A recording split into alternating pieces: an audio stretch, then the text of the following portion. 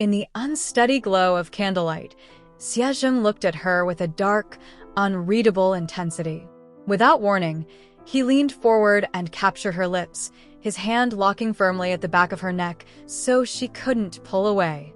The kiss was fierce, almost overwhelming, as if all the restraint he had been holding back had finally snapped. Changyu could only lean back and endure it, her breathing uneven as she caught the faint scent of wine mixed with the clean fragrance of his recent bath. Only when her lips began to ache did he finally release her. His fingers tightened around her chin as his kisses moved lower. Her chest rose and fell rapidly, and without her bindings, her form became more visible beneath the damp fabric clinging to her body. He buried his face in the hollow of her neck, breathing heavily. When he lifted his head again, his eyes had taken on a deep crimson hue. "You brought this on yourself," he said in a low voice. Gripping her loosened clothing at the shoulders, he dragged it downward, letting the fabric gather at her arms.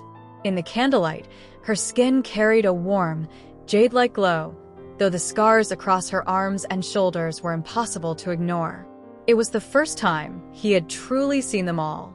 He had known of the long scar from Lu City, but he hadn't realized how many others marked her upper arms. The intensity in his gaze softened slightly as he leaned down and pressed a light kiss against one of the deeper scars. "How did you get this one?" he asked quietly.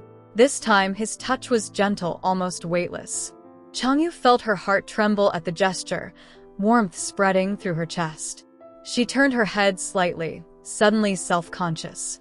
"It's from Lu City," she replied, trying to sound casual. "They were trying to capture me alive. If the blade had landed lower, this arm might not have survived." He moved her hand aside and kissed the scar again, his voice quieter now. "I should have come sooner." She smiled faintly, brushing her fingers against his face. "Why apologize? What warrior doesn't carry scars? I chose this path." Thinking of Lu City, she finally voiced something that had been bothering her.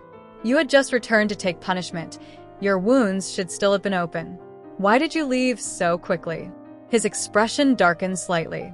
"I received word someone intended to harm you." She remembered the uneasy feeling from that eunuch and fell silent for a moment. Then, hesitating, she asked, "Are you close with the princess?" He immediately denied it, explaining the connection came through someone else. Their conversation drifted, but the tension between them only grew thicker. When she brought up another man again, his expression darkened. "At a moment like this, you're still thinking about others?" he said, voice low. Before she could react, he pulled her hand forward, pressing it against him. Her face flushed instantly, her thoughts scattering. Flustered, she blurted out an unrelated question, asking about his habits while bathing. He paused briefly, then explained calmly, it was simply a precaution from years of living under constant danger. Hearing this, her chest tightened slightly. He had endured far more than she realized.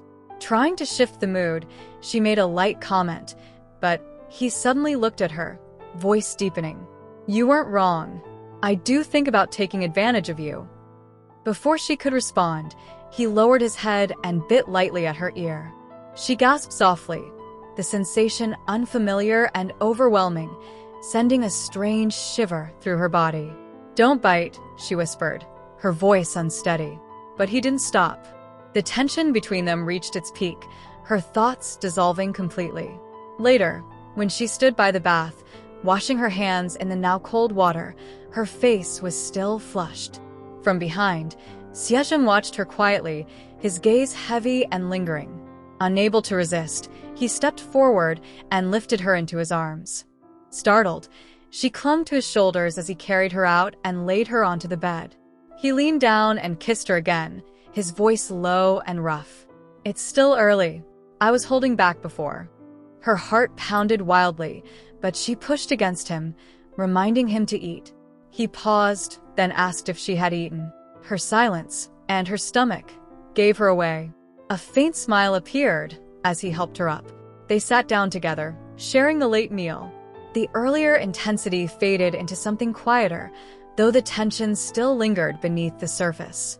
Afterward, he dried her clothes while she sat nearby, trying to act normal but clearly unsettled. To ease the awkwardness, he suggested she read from his military books. What began as distraction turned into genuine focus as he patiently explained strategies and maps, guiding her through them. Time passed quietly like this. When it was time for her to leave, he walked her to the door, but before she could go, he suddenly pulled her back and kissed her again. Breathing unevenly, he said softly, "I want you to stay, but I will marry you properly. I won't let anyone think less of you."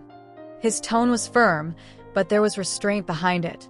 He had already crossed a line once that night, but this time, he chose to stop.